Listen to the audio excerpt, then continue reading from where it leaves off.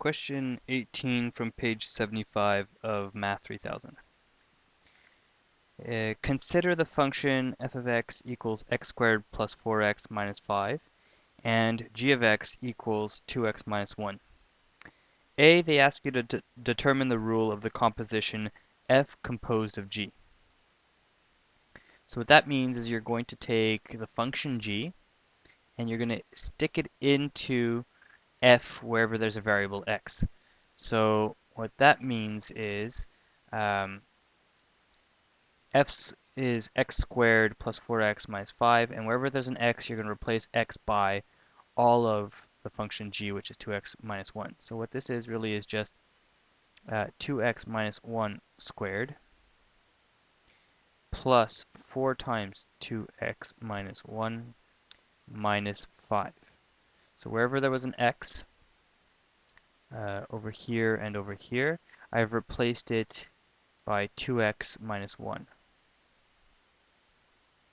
Now, quickly, this is, so 2x minus 1 is squared is 4x squared minus 2x is minus 4x plus 1 plus 4 times 2x is 8x minus 4 minus 5. And finally, now grouping like terms, I've got 4x squared by itself here, 4x squared minus 4x plus 8x is plus 4x. Plus 1 minus 4 minus 5 is minus 8. So this is f composed of g. Now in part B, they're asking you to find f composed of g of 2.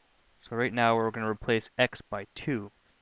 And the first method that they're asking you to do it is by replacing x by 2 inside the function g, and then getting an answer and replacing that inside the function f. So let's first find out what g of 2 is. G of 2 is equal to 2 times 2 minus 1, and that's 4 minus 1, and that's 3.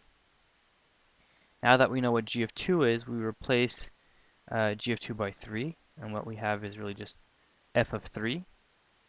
And now we go up to f of x, and let's find out what f of 3 is now.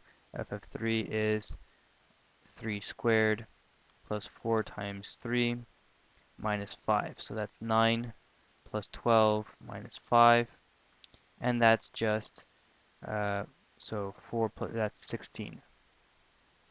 So all of this is 16.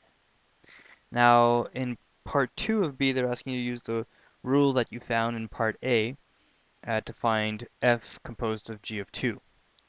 Now intuition says it should be the same thing as in B1, so it should be 16, and we'll verify that this is true by replacing in our x squared and x variables here the value of 2. So what we have is 4 times 2 squared plus 4 times 2 minus 8.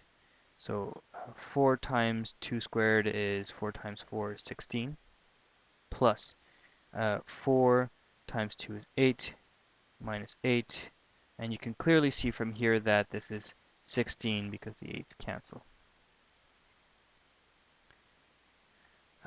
So in fact we do get the same answer.